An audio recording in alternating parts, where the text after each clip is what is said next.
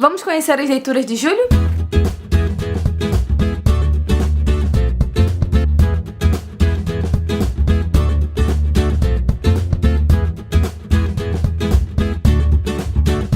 Hey pessoal, tudo bem com vocês? Depois de 30 dias sem ler nada, veio julho com 10 leituras maravilhosas. Claro que a quantidade de bons livros ajudou, né? Fez fluir esse mês, me levou até essa quantidade de livros, até porque eu fui bem lenta. Pra quem tava em casa o dia inteiro lendo, eu achei que eu li bem pouco.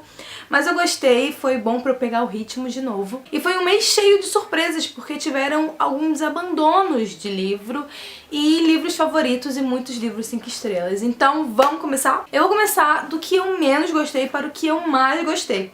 Ok? Um livro que pra mim foi uma grande decepção é Diário de um Cúmplice, da Mila Vander, do Grupo Planeta. Não foi o primeiro livro da Mila que eu li, justamente por isso eu tava com as expectativas muito altas. E, gente, esse livro foi muito inacreditável. A protagonista, Cris, tinha uma vida pacata e ela se sentia meio sozinha, sabe? Meio sem rumo. E aí, ela encontra um cara daqueles que chama atenção, né? Que faz você virar o pescoço pra olhar na rua. E aí eles trocam olhares e ele aborda ela com uma arma, assaltando ela. E aí qual é a primeira reação da pessoa?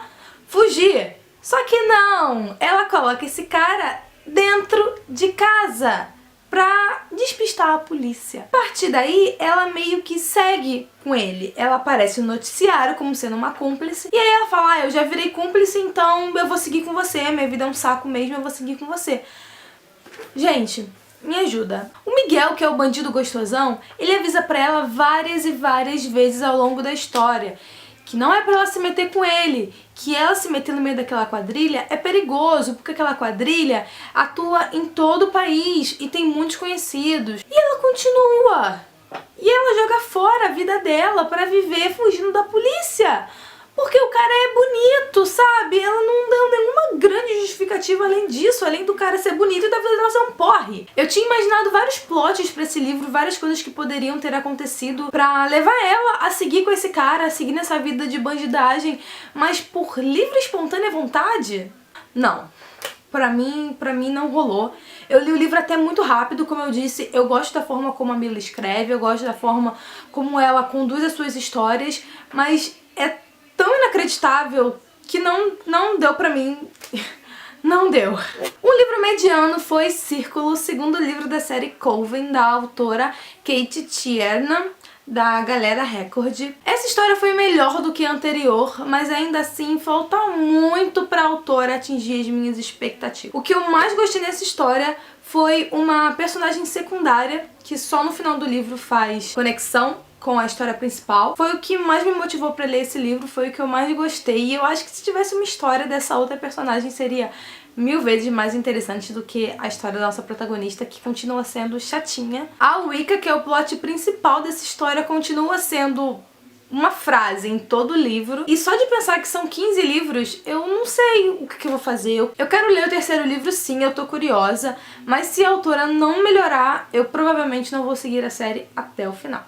Silêncio, da Rochelle Made, também da Galera, foi um livro que ao mesmo tempo que me surpreendeu, ele me decepcionou. Acho que todo fã da Rochelle recebe seus novos livros com um pouquinho de receio, mas Silêncio não é voado. É uma história bem bacana que vai falar sobre a cultura asiática. Ela vai trazer um povoado que mora no topo de uma montanha e que depois de alguns desastres naturais, eles não tiveram mais nem aonde botar um gado e nem aonde plantar. Então eles ficam na dependência de alguém que fica no final de uma rede de cabos que manda alimento pra eles em troca do minério que eles extraem da montanha. E o cara que fica no final dos cabos está mandando cada vez menos alimento para ele. A melhor forma de resolver essa situação seria conversando pessoalmente com o guardião dos cabos, só que as últimas pessoas que tentaram descer pela encosta morreram, porque como eles são surdos, eles não conseguem ouvir os deslizamentos de pedra. Eis que a protagonista um dia acorda meio atordoada e percebe que ela está ouvindo novamente. E aí, junto com um amigo de infância, ela vai tentar encarar esta aventura e resolver a situação da cidade dela. Se eu disser que essa história não me conquistou, eu vou estar mentindo. Eu achei muito diferente isso da autora trazer a cultura asiática, que é tão pouco explorada, na verdade, e também por eles serem surdos. Eles se comunicam por gestos. Então, se você for folhear o texto, ele é basicamente uma história contínua, não tem diálogos. Quando a protagonista está interpretando a outra pessoa, aparece em itálico, como se fosse a frase dele, mas é um texto praticamente corrido e eu achei isso muito interessante. Mas o final desse livro me decepcionou um pouquinho, porque a autora utilizou da fantasia para solucionar o problema do povoado. E, gente, não é o primeiro livro que eu pego assim. E sabe o que isso parece pra mim? Que o autor ficou com preguiça de finalizar a história. E aí ele vai, põe uma fantasia lá e papum, resolve tudo e acabou. E não precisava, sabe? Tinha como eles terem resolvido isso de uma forma 100% humana, né? Então isso me deixou um pouquinho chateada, mas não apaga tudo que essa história traz de bom. Ela perdeu uma estrelinha comigo, mas ainda assim é uma leitura muito válida e muito interessante. A Vida Como Ela Era, primeiro livro da série Os Últimos Sobreviventes, da autora Susan Betty, alguma coisa que eu não sei falar, da Bertrand, entrou pra minha lista de distopias favoritas. Alguns pensaram, mas esse não é um livro lançamento, ele só está vindo com uma nova capa, muito mais bonita do que a anterior, né? Vamos conferir essa coisa horrível, né?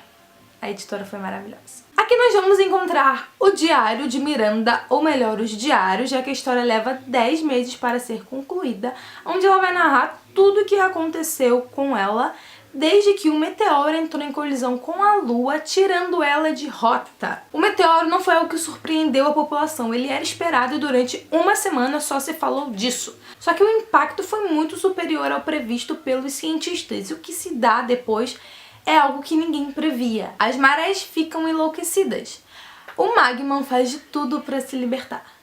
E a população vai só sofrendo com uma sequência infinita de desastres naturais. Essa foi uma história que me deixou muito tensa. Tão tensa que às vezes eu tava de madrugada lendo e eu começava a sentir fome. E eu esquecia que eu poderia simplesmente ir na geladeira e pegar algo para comer. É surreal, mas acontecia, gente. Eu entrei nessa história e eu me vi ali naquele dia a dia de uma forma surpreendente. Normalmente as distopias começam muitos anos depois que o desastre aconteceu. Então já tem cidades formadas de governos autoritários. Aqui não. Aqui tava tudo bem e no dia seguinte o mundo acaba ou começa a se degradar. E aí você vai acompanhando o dia a dia dela, a loucura que é o mercado, o sumiço dos vizinhos, a evasão das pessoas. É tudo muito real, sabe, gente? E não tem ficção científica, não tem uma epidemia louca, não tem zumbi, não.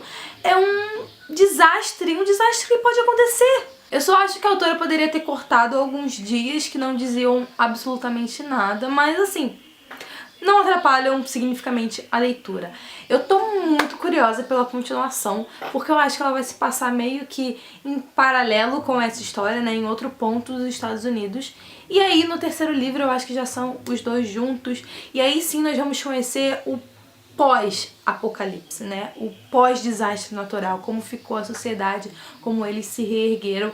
Eu achei uma história incrível, nossa, eu quero beijar essa autora por ter criado essa história. Começando os livros 5 estrelas, eu li O Diário Internacional de Babi, da Cris Salles, do grupo Planeta. Esse daqui é do selo Outro Planeta, é o novo selo da editora que tá trazendo muitos livros bacanas. E, gente, esse livro é muito, muito, muito fofo. Esse é um juvenil que vai contar o dia a dia de uma garota que sai do interior do Brasil para morar em Orlando com a sua família e ela não queria ir pra lá de jeito nenhum. Pode ser a terra do Mickey, a terra da fantasia, onde tudo acontece, mas ela queria ter levado a vidinha dela lá na cidade de Estrela, no interior do sul, onde ela tinha os seus amigos, o seu pai, todo mundo por perto, um mundo conhecido. Ela vai passar um momento crucial da adolescência, que é o início do ensino médio, num país onde ela não domina a língua, onde ela não conhece ninguém. Essa foi uma leitura que eu comecei de forma totalmente despretensiosa e eu fiquei muito feliz de ler. Ele é um nacional e ele é lindo tanto por dentro quanto por fora. A capa dele traz vários elementos referentes à história, como o trajeto da viagem, os 2 planetas. Atrás tem uma pulseira de Berloques, que é um dos presentes que ela recebe dos amigos antes de partir. Então é uma história muito lindinha, eu acho que assim, todo mundo que gosta de juvenil deveria ler. Não é algo que vai te trazer assim muita profundidade, é uma história leve, divertida para um final de semana, para uma viagem, sabe? Vale muito a pena conferir esse livro. Outra adolescente que me conquistou muito foi a protagonista de A Rebelde do Deserto, da Alwyn Hamilton, da editora Seguinte. Eu comecei esse livro com medo de não gostar, porque eu não tava numa vibe muito fantasia. Mas a fantasia desse livro, apesar de ser muito importante, ela não é crucial, se é que isso é possível. Acontece que tem tantos elementos dessa história que a fantasia passa a ser só mais um. Tem uma distopia incrível, tem uma protagonista super forte, tem um romance muito fofo e ele também aborda outra cultura, que nós temos o deserto, como fica bem sinalizado nessa capa. Eu gostei tanto que eu fiz resenha aqui pro canal, mas ela ainda não foi ao ar. Vai ao ar ainda nesse VEDA, acredito que na semana que vem. Então fiquem preparados para se apaixonar por essa história. E um deus que virou adolescente, conta? Essa é a história de O Oráculo Oculto, primeiro livro da série As Provações de Apolo, do Rick Riordan. Corações, corações, corações. Gente, o Rick sempre me surpreende e ele traz o Apolo como um adolescente espinhento, sem tanquinho, ou seja, nada a ver com o que o Apolo super valoriza, que é a beleza, e ele vai ter que solucionar o caso dos seus oráculos, que estão meio silenciosos. Apesar de ser uma série nova, essa também é uma continuação das 2 séries anteriores do Percy Jackson, e ela funciona da mesma forma. Você pode ler de forma independente, mas você vai ganhar algum spoiler dos livros anteriores, porque ele vai te passar todas as informações necessárias para que você entenda o contexto. Então, se você não tem pretensão de ler os anteriores, ou não se importa de saber o final logo de cara, pode ler sem problema, se não, dá uma corridinha, lê os 10 livros que já existem, vai valer a pena, você vai ler super rápido.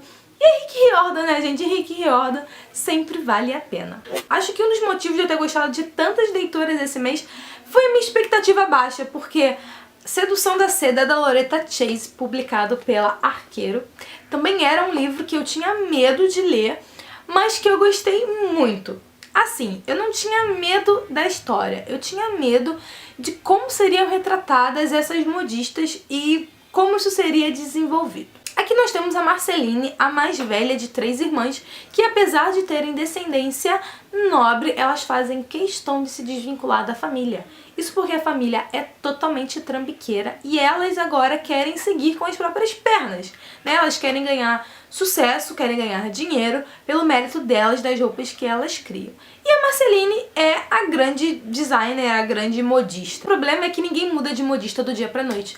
Então ela precisava de uma dama, a dama certa da sociedade. Ela precisava vestir essa mulher e a partir daí todas as outras seguiriam. É com esse pensamento que ela vai atrás de um duque que está prestes a casar. E apesar de deixar claro desde o início qual era a intenção dela com ele, que era simplesmente vestir a sua futura esposa, eles acabam se envolvendo e aí vai surgir uma história muito, muito fofa. E eu já quero o próximo.